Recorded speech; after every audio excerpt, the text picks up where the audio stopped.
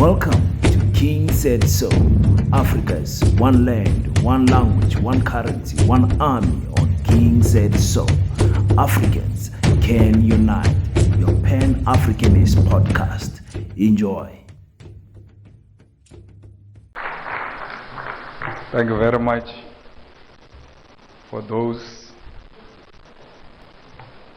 kind words of introduction by my brother Ludwig.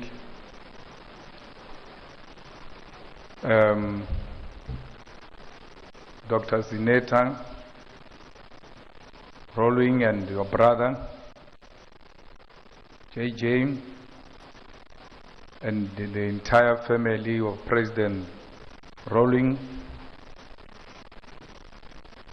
and the leadership of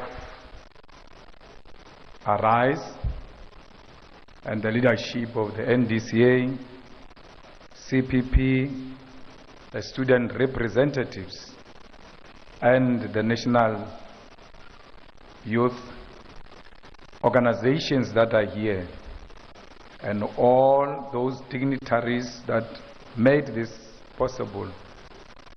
Want to take this opportunity to salute you and appreciate the effort you have taken in making sure that we dialogue amongst ourselves as Africans without supervision, that we require nobody to come and be a supervisor for us to meet, that we can call each other on our own and have a conversation, and where we don't find one another, we agree to disagree, go different directions, to meet again tomorrow, because we believe in the power of persuasion.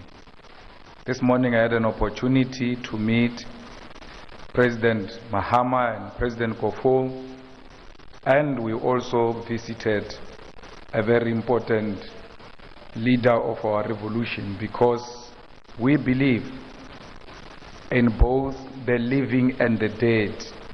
So when you visit former presidents that are alive, you have a duty to also visit those that were revolutionary and have passed on, like President Kwame Nkrumah.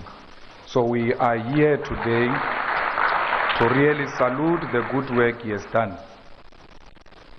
Maybe some historical background is also important before we get into issues, because we believe that we did not start the revolution.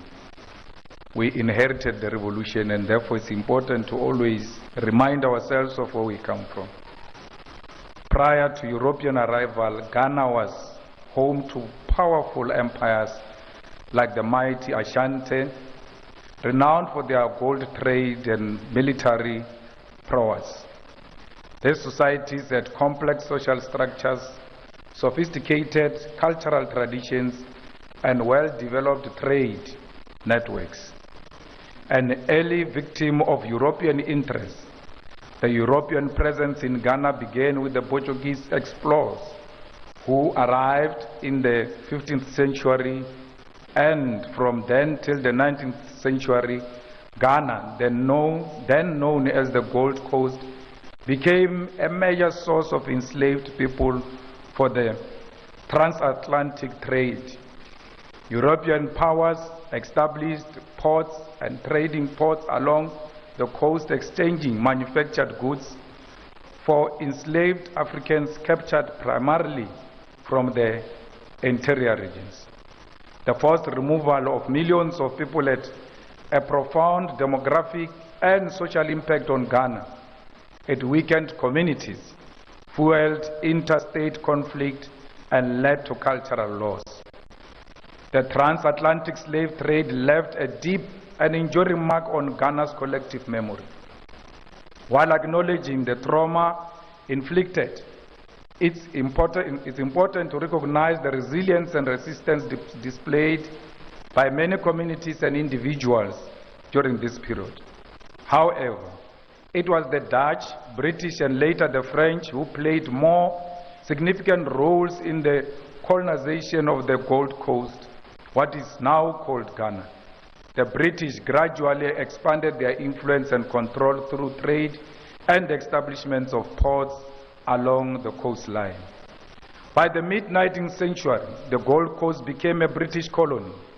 The scramble for Africa saw Britain and other European countries aggressively giving up the continent. The Gold Coast fell under British control, marking the start of formal colonial rule as a result of the Berlin Conference of 1884 to 1885. The imposition of colonial rule led to significant social changes. Traditional social structures were often disrupted and a new system were introduced to serve the interests of Convention People's Party, CPP, marked the beginning of organized political movement seeking self-determination. Ideas of Pan-Africanism, emphasizing continental unity and liberation from colonialism, fueled the independent movements all over the continent. Intellectuals like Kwame Nkrumah emerged as powerful voices advocating for self-determination. The CPP, founded in 1949 by Kwame Nkrumah, mobilized mass protests and strikes, forcing the British to acknowledge the desire for independence. Initially resistant to independence, the British eventually conceded due to internal pressure and rising international dissent. Their primary concern was maintaining economic interest and ensuring a smooth transition. Traditional authorities and ordinary Ghanaians, from farmers and miners to students and intellectuals, contributed to the struggle through protest, boycott, and their unwavering support for the independence. The whole continent started learning from Ghana that it is possible. So when you go to Ghana, it is not because you are going to teach Ghanaians anything, because they've seen it all, including leading the first determination of an African state on the 6th of March, 1957. So Ghana is a home of democracy. And this country was led by Kwame Nkrumah, a charismatic leader who emphasized Pan-Africanism because he understood that Ghana's independence alone is meaningless. Following the independence of Ghana, all liberation movements found a home here in Ghana. The organization of South Africa, such as the ANC, the organization of Angola, such as MPLA, the organization of Mozambique, such as Frelimo, and many other liberation movements found this place as a liberated zone. And many of them started knowing what a passport looks like from here, because Kwame Nkrumah make it a point that they are able to travel all over the world to spread the message of Pan-Africanism and independence of Africa. Nkrumah did not only develop connections amongst African state and liberation movements, Nkrumah developed connections with African American artists, writers, and all kinds of people who were found in diaspora. That's why a lot of African Americans found resonance and found Ghana to be a place they can identify with as their home. So Nkrumah's idea has always been that black people who are found everywhere must always be in solidarity with each other, because they are the most hated people all over the world. It doesn't matter where you find them. If you find a black person in China, give them love, because you must know they are hated. If you find a black person in the US or even in Russia, you must embrace one another irrespective of the countries you come from, because you are both hated. It doesn't matter how rich you are, it doesn't matter how educated you are, as long as you are an African, they treat you like a reject. That's why the unity of Africans and Pan-Africanism does not only mean those who are found in Africa. It means everybody else that looks African, who's found everywhere in the corner of the world, because those are the people who have been robbed of their humankind.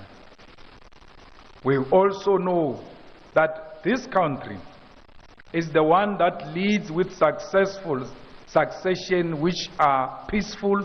Of course, it experienced a bit of difficulty at some point, but since then, Ghana became the most celebrated democracy. But the democracy of Ghana is threatened by corruption, a corruption that made sure that Ghana does not pay its international debt. As a result, today, Ghana is unable to self-determine because everything else is dictated to Ghana by IMF and the World Bank, because the current leadership failed to honor their obligation.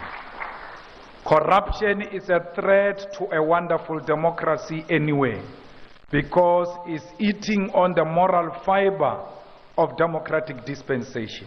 We must never ever celebrate anyone who is corrupt or seek to defend the corrupt individuals, irrespective of our political affiliation.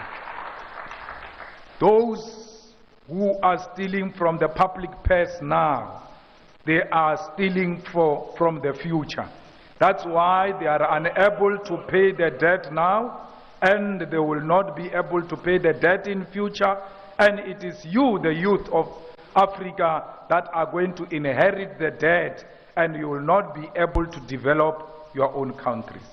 There is a tendency in the African continent of the youth defending the old corrupt because they give them the little money now and they forget the future. If you value yourself, if you value the future of this continent, you must stand tall and unashamedly fight corruption everywhere where it raises its ugly head. Don't care who says what. You must always speak truth to power. It doesn't matter who gets offended. The truth remains the truth, whether you are standing, whether you are sitting, whether you are sleeping, the truth will never change. And one thing you must know is that when you tell the truth to the powers that be, they may pretend now he or is he or she telling the truth? And if the answer is yes, you have achieved your mission.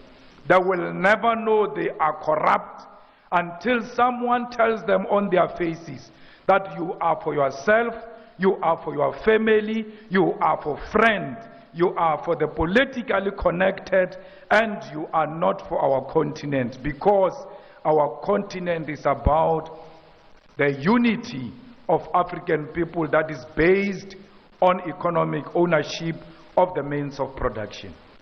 I want to say this today here, that xenophobic people are people who suffer from self-hate. Because when you love yourself, you will never hate another person. A black person who looks like you should serve as a mirror to you.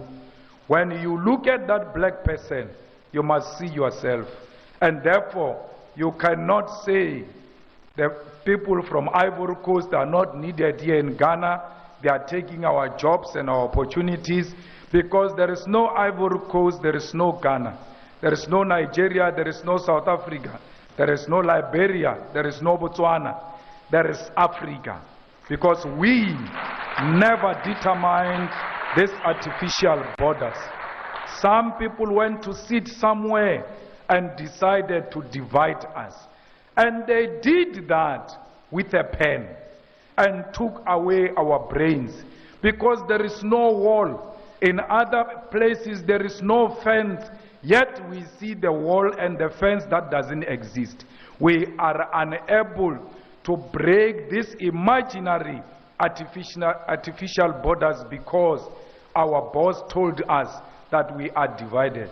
We are being treated like mad people, where you've got a gate without a fence. All of you, when you want to exit to Ivory Coast, you go to a border, and that border is a gate. But when you check on the side of the gate, there is no fence. Our people are living together. So Africa must stop behaving like a drunken master. who goes through a gate in a yard that doesn't have a fence. It will never have a fence, because we are one thing. We marry into each other's communities and families. We go to each other's activities. We share cultures. And I know for sure that the people of Ghana dance to Amapiano. So why would they think that they are not South Africans, and why South Africans will think that they are not Ghanaians? It's only an imagination that was instilled in our heads by our colonial masters.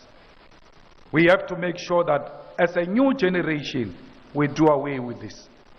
We, as a younger generation of Africa, we must not seek to get rid of the old in a disparate manner to a point where we destroy institutional memory. We must always make sure that the old coexist with the young, but the old must be prepared to pass the wisdom to the young ones. For because at some point, the old must die for the new to emerge. And it's not me calling for the killing of the elderly African leadership. Nature dictates that the old at some point must die for the new to emerge. But this new must be prepared to learn from the old. I was in Liberia yesterday, and I saw the inauguration of an old president. I got so worried.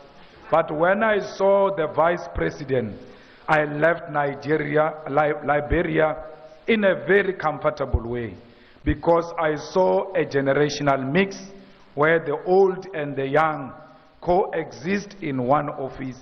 And I hope the vice president will not be suffocated, because the president must know that with all his experience and advanced age, he has a duty to pass the baton to the younger generation.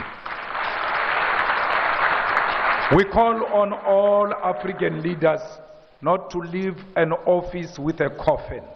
When the time comes for them to go, they must leave without calling the army to extend their term.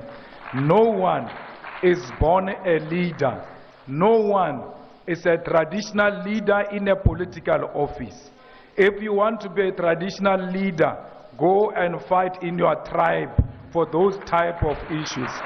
We don't subscribe to people who want to leave a political office with a coffin. We will still give you a state funeral because you are a former president. We will still pay you pensions and give you protection and take care of you as long as you respect those who came after you. You have to ensure that democracy matures in such a manner in Africa, where the previous president does not make it his business to fight the current president. You must allow the new to lead with all their faults, because you are the same. It doesn't mean you are perfect. The young ones who are coming after you will challenge the current one. No African leader who is on retirement should lead from the grave. They must all be like all other progressive former presidents who are statesmen at home, waiting for courtesy visits and consultation and attending to honor state functions. Those are the duties of former presidents, because Africa must be stable. Africa must go through democracy at all times. And elections in Africa should never mean the blood on the floor. We Africans must hate seeing our own blood. We must always protect each other, because we love ourselves so much that we don't want to see our own blood. I always tell them that white people do not want to see their own blood. That's why it's not easy for a white person to kill another white person.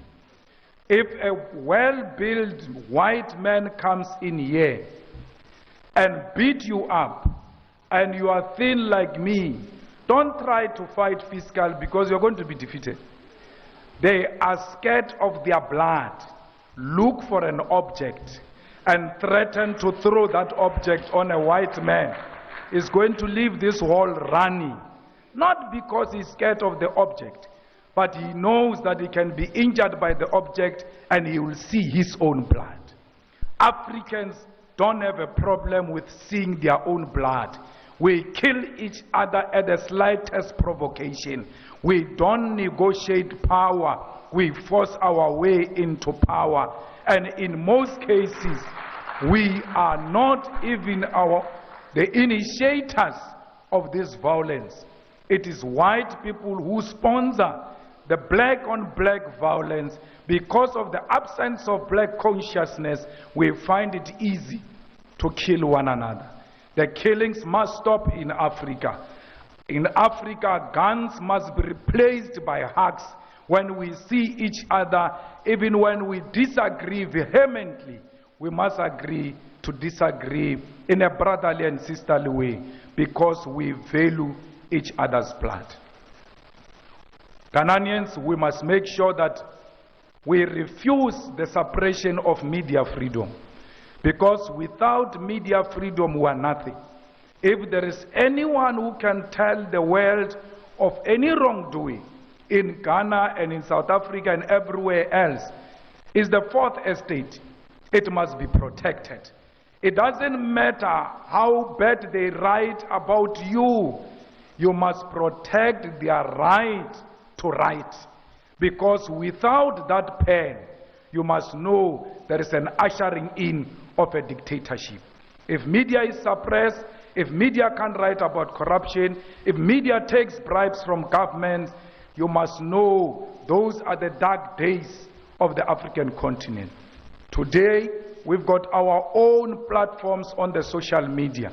Let us help the traditional media to expose the corrupt leadership, to expose the mining companies that milk Africa without leaving anything in Africa. The gold of Ghana must remain in Ghana and service the people of Ghana.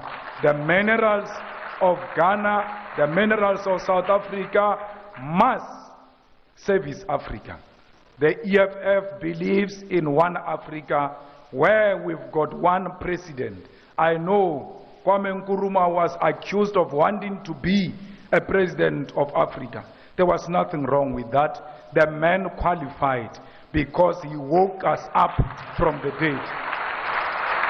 We're continuing with Kwame Nkrumah's call. Even if we don't achieve it in our lifetime, we must create a solid foundation for one Africa, because one Africa is a threat to Europe and America. Africa with one president, Africa with one currency, Africa with one military command, Africa with one parliament. It's a threat that America cannot stand. Imagine a currency of Africa against the currency of USA. Ours will be based on the natural and mineral resources of our continent. And what will the currency of France be based on? Because France can't even produce anything for its survival. The whole soccer team of France is Africa. That's why when France plays with Britain, we all unwittingly support France, because we see the blackness of the team. That's how much important we are as Africa to this Europe, America, and all those who support neocolonialism. Fellow Ghanaians, anyone who says the people of Palestine must be killed is an enemy of ours. The people of Palestine have not committed any sin to anyone. These organizations that got passports here in Ghana during colonial times and during apartheid times, they were called terrorist organizations. But to us, they were never terrorist organizations. They were revolutionary organizations that seek the liberation of our own countries. We cannot listen to the same propaganda that was used against us during the years of liberation. Kwame Nkrumah was called a terrorist. Nelson Mandela is still on the list of terrorists in USA because they fought for the self-determination of Africans. That's exactly what Hamas is demanding, that let the people of Palestine reclaim their own land. Let the people of Palestine have the self-determination without anyone imposing anything to the people of Palestine. If the people of Palestine want two-state solution, let them say so. No one must meet in UN or everywhere else and say there's going to be a two-state solution in Palestine. It must be the Palestinians themselves, like the South Africans decided that we are going to coexist with the settlers. We will not send them to the sea. It was not a decision of the UN. It was a conscious decision by South Africans. Why are the Palestinians not allowed to make the same self-determination? Shame on the leadership of Ghana for saying they support what is happening against the people of Gaza. They must be ashamed of themselves, because any African who knows what settlers do when they settle in your country will never support that nonsense that is happening in Palestine. Ghanaians, we are not saying we are fighting the Jews. We are not saying Jewish women must be killed, Jewish children must be killed. Our struggle is against apartheid Israel, and we make no apology about that, and we want the apartheid of Israel collapsed with the immediate effect. We salute the government of South Africa for having listened to the EFF when we said that the Israeli ambassador and embassy must be removed from South Africa. Parliament of South Africa, through a motion placed by the EFF, took a resolution that Israeli embassy must leave South Africa because we cannot share the territory with bloody, thirsty individuals who have declared war on humanity. What is happening in Palestine is genocide. It has got no any other name. You can't bomb a hospital. Even if the leader of Hamas is in that hospital, as long as he enters a hospital, you must cease fire and wait and work on an alternative solution to get him out of a hospital. You cannot bomb a refugee camp because there are international laws that governs how you treat refugee camps. Even when you don't agree with Hamas or any other thing of that nature. But please protect humanity.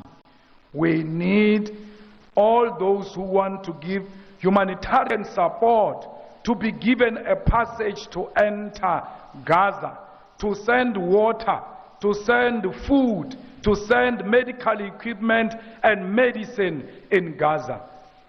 Israel is refusing a passage for humanitarian intervention in Gaza. And every individual who's self-respecting, especially ourselves as Africans, can never agree with a country that can refuse people water, because water is life.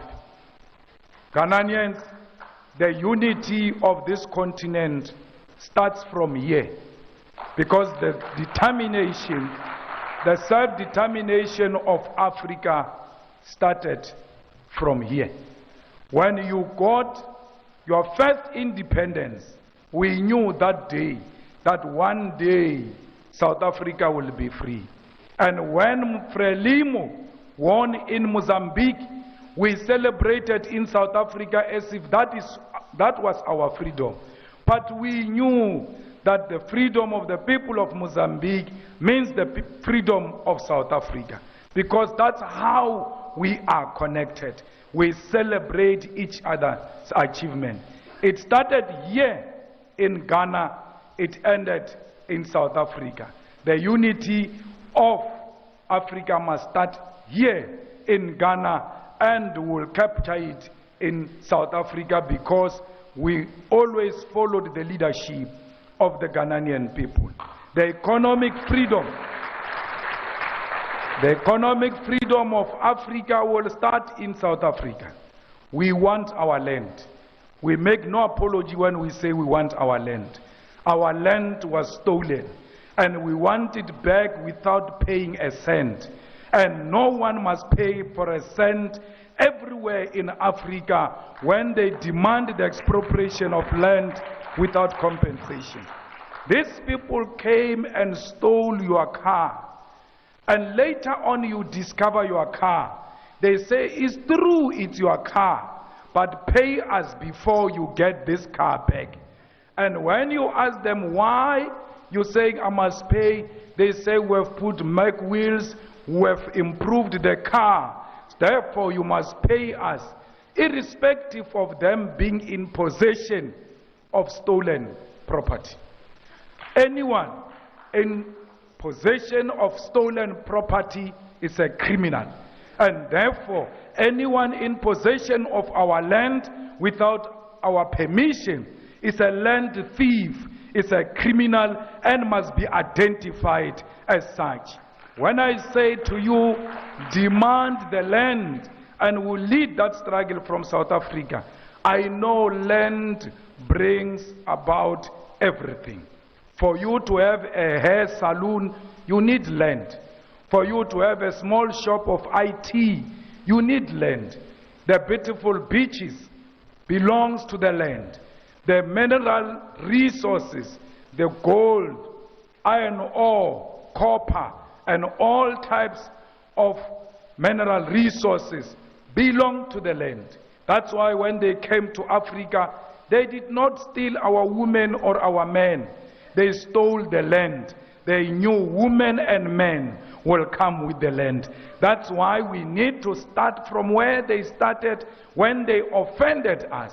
We need to take the land, because once we take the land, they will start respecting us. You will never be respected if you don't own property. It doesn't matter if all of us in South Africa own property. As long as the people of Namibia, as long as the people of Ghana do not own the land, then our land ownership is meaningless, because when you go to the USA, they don't see South African, they see an African. West, they can't differentiate between South Africa and Ghana. That's why all of us must reclaim the land and the mineral resources of the land and the natural resources of the land, so that when we move all over the world, when they see a black person, they should know these are the property owners of their own continent and their own land.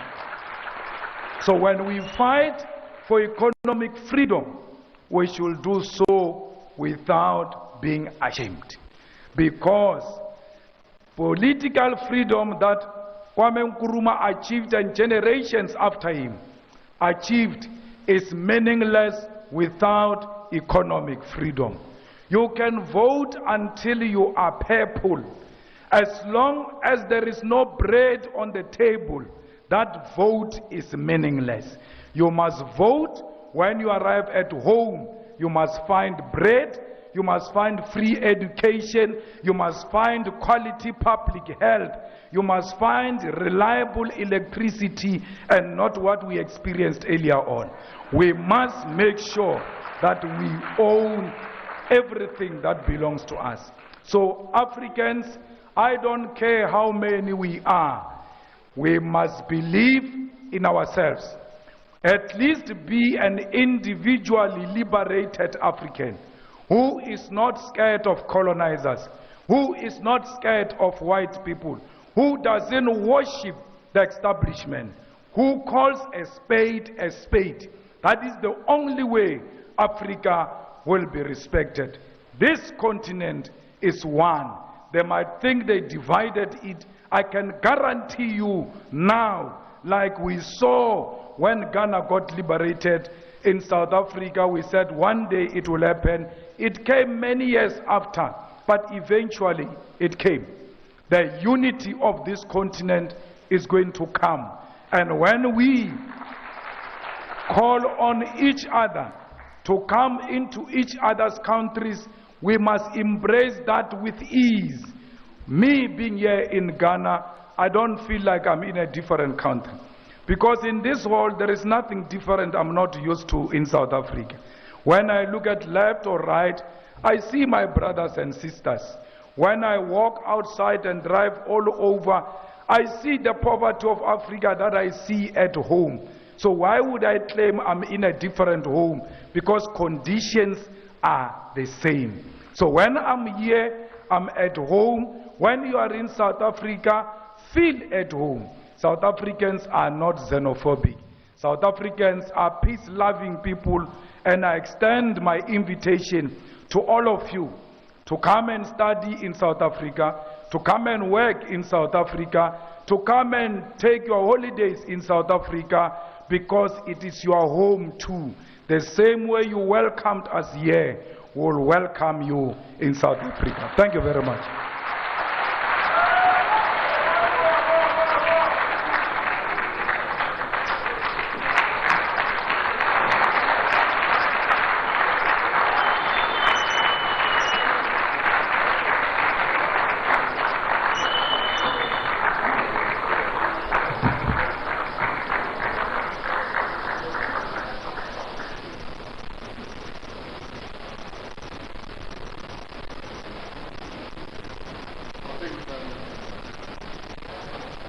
Well, thank you very much.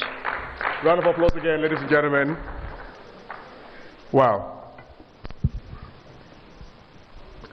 I'm sure we are all waiting to ask a few questions. Yeah. So I'd like to start with the young people in the house. So, Paco, see if you can send the microphone around so that.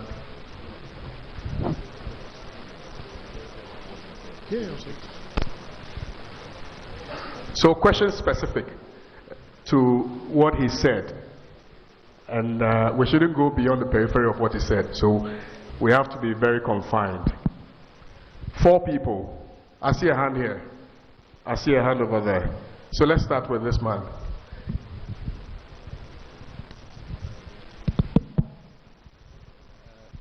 Good afternoon to you all.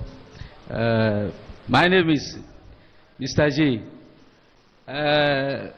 I started monitoring Julius Malema from about almost 7 years now. I asked myself one time that does our presidents all over the Africa are listening to this man, and why still are we? Why are they not following his speeches, or why are they not implementing what he is coming out with? And in fact, as he is in Ghana today, I'm very happy to see him here. And I want, or we want, all our Africans to emulate whatever he is saying. Implement. Well, thank you very much, sir. We don't have time. Thank you. There was a hand over there, the guy in blue. Yes. And then 2, 1 will come from here, 1 will come from here. Brief. Thank you very much. I've always dreamed to get the opportunity. Let's go straight to the questions, please. I am about to ask the question. So ask. Yeah. Thank you very much. My question is, in South Africa, I have been monitoring Honorable Julius Malema for about 10 years now.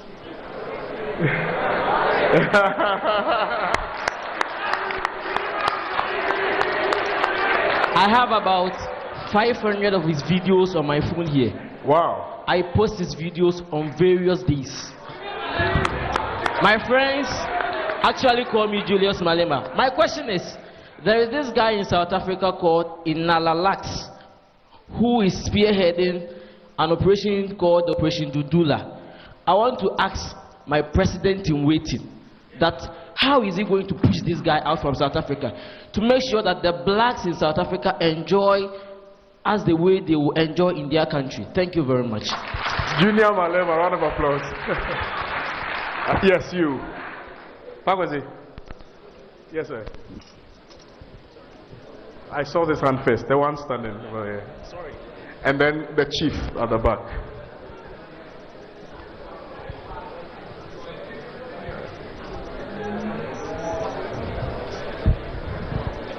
Thank you very much. My name is John Achukakito, a constituency executive of Lejekugu, but hails from North Tongue. What I want to find out for Comrade Julius is that there's a problem in Africa. I won't illustrate my position with a political party, but I'm going to illustrate it A and B. I thank Honorable Okujeto. He just looked at me because I thought I come from North Tongue. There's a problem in Africa, A and B.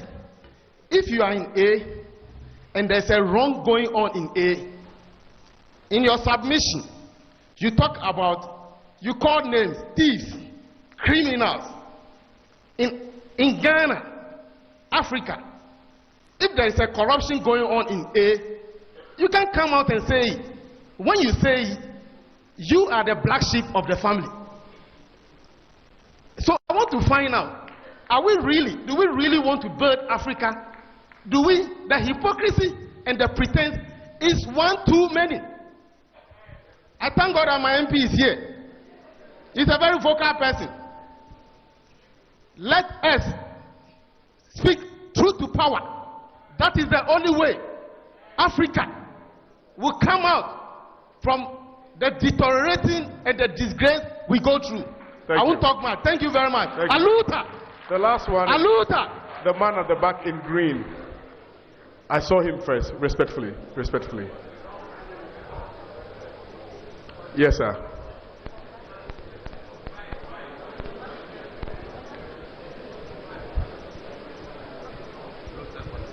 Thank you very much. I am Isaac Ofwegedimatu from Tema, Nkrumah's Tema. I have a similar platform, so we give by this way: Nkrumah, Gave, and Rastafari Makonem. So when I say Nkrumah, I, you repeat after me. When I say Gave, I, repeat after me. Sir. Hello. For want of time, ask your question. It's all about Pan-Africanism. We know Nkrumah, we know. Okay, respectfully. Okay. Thank you very much, Mr. Malema. Thanks for coming here. We'll be monitoring you far South Africa. Thank you very much. We are here. I appreciate you. there's Pagwazi. Yes. Yes.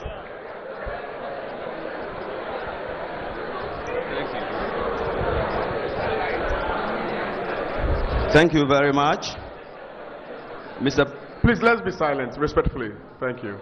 Thank you very much, Honorable. Yes, and then I again thank the organizers of this event.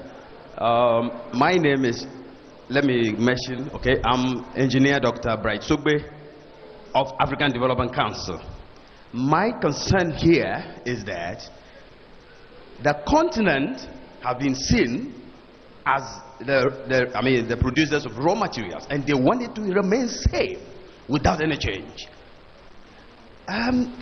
One individual group, many groups arise on the continent singing the same song. Honorable Malema, is there a way we can get all these groups together singing the same song at higher pitch and tone in order to achieve our results? Well, thank you very much. That will be all for the questions. If our Honorable Malema, please, calm. Let's proceed. Okay, let him answer. Thereafter, if there's time, we will take a few more questions. So, Comrade Malema, if you may respond to, yes, you can just stand here and respond to them.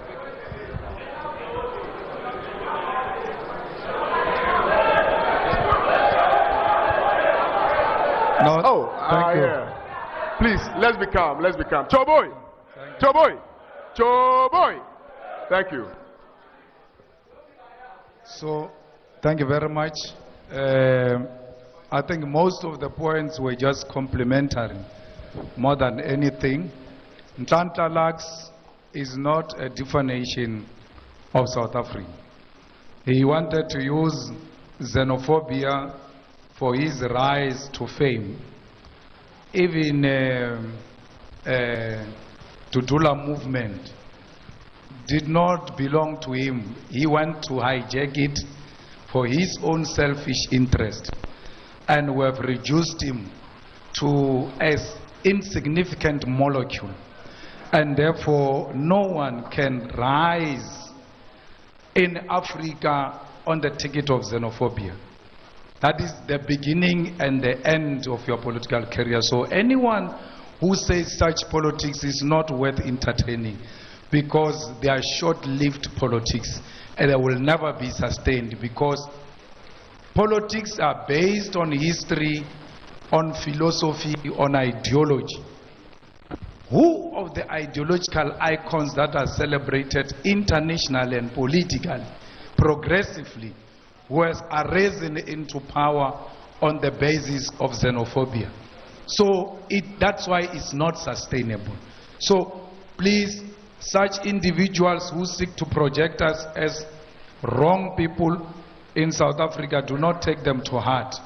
I like that. You see, speak truth to power. But please don't want to be liked.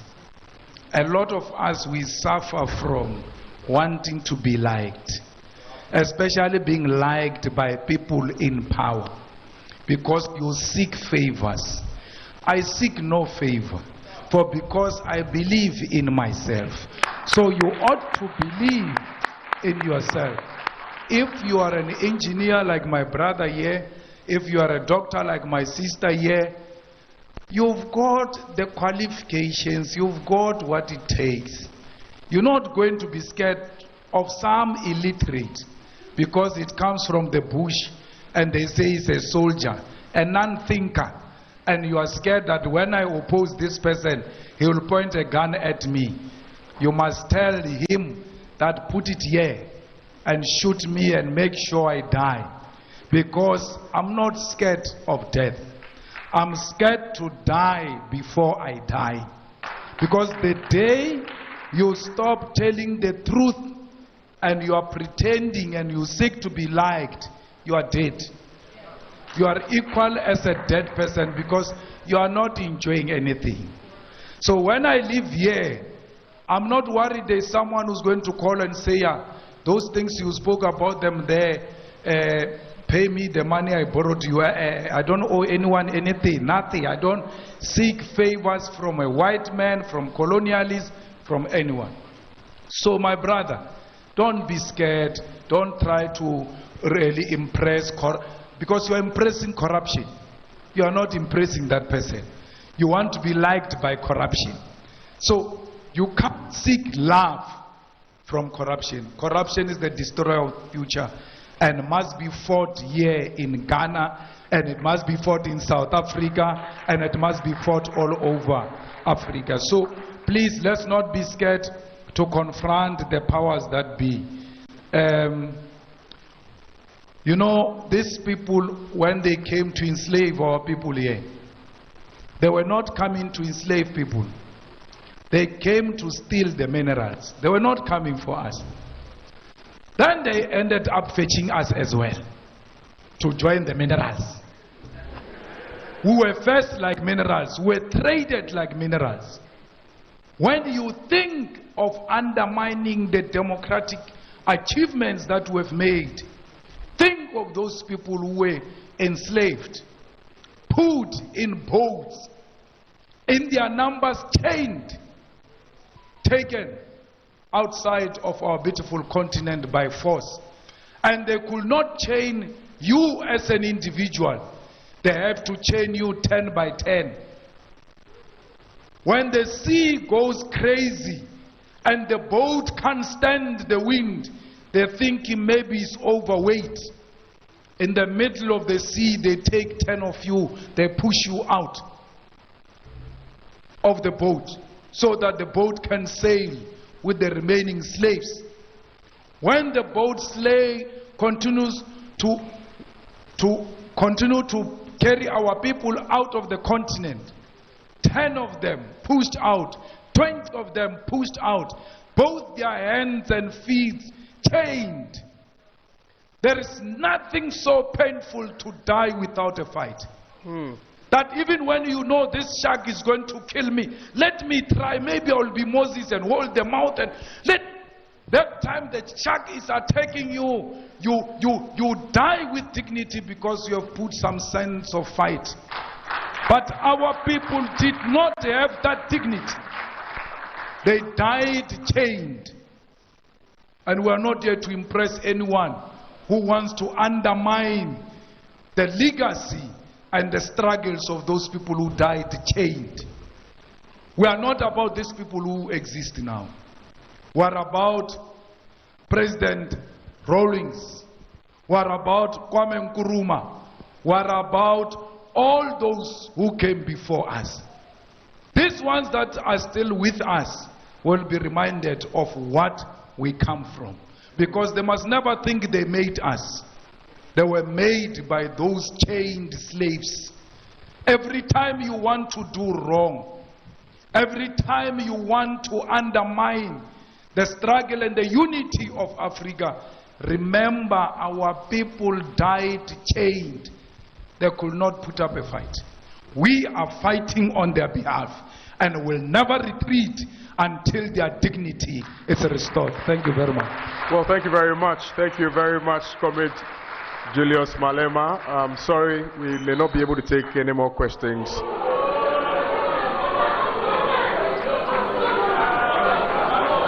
Okay, well, yes, he has a flight to catch, so respectfully, let's respect his time as well. I know we have tons of questions for him, so yes. Now, let me respectfully acknowledge the presence of Mrs. Kwashi, a South African and a member of EFF here seated at the front seat. Give us a wave.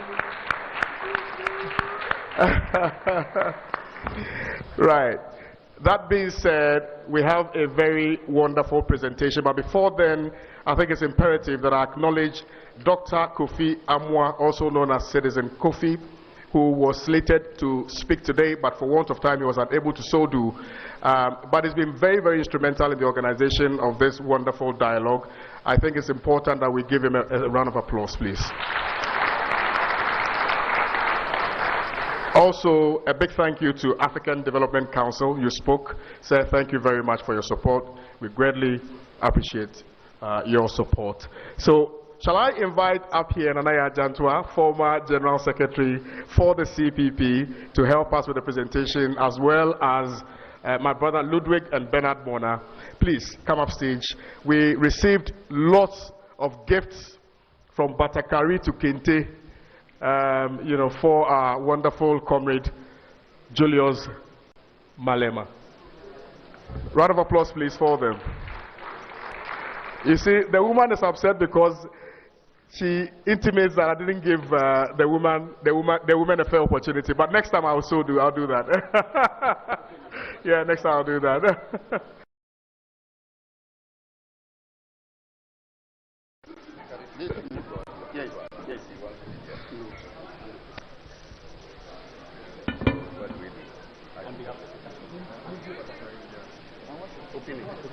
Okay. Juju, those who did this says that this is a smoke.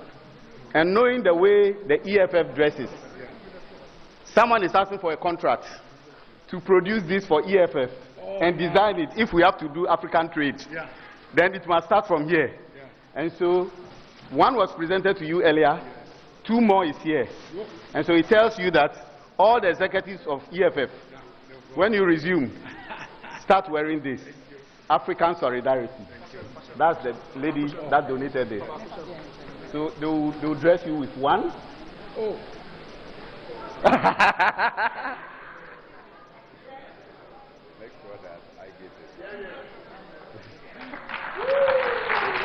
No, put the hand. You are not gone yet. I have arrived Ghana. That's all.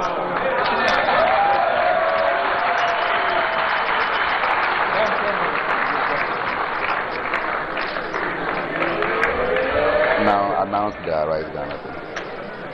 Then the next one is the Arise Ghana t-shirts, just to show the relationship between Arise Ghana and the EFF.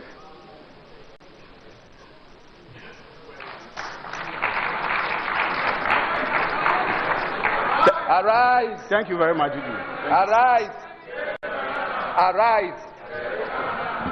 That one should be. Well, thank you very much. Wow, so beautiful. All right. We are in the dying embers of this dialogue, and on behalf of Arise Ghana, we'd like to say a big thank you to all of you. But before we go, I'd like my colleague Parkwesi Shandoff to take over from me. All right, we would want to now have the closing prayer. Baba Sadiq, understand you do us the honor of the closing prayer. Please put your hands together for Baba Sadiq. Baba Sadiq. Young, dynamic, energetic young man. Shall we all be on our feet, ladies and gentlemen, Baba as Sadiq. we take the closing prayer?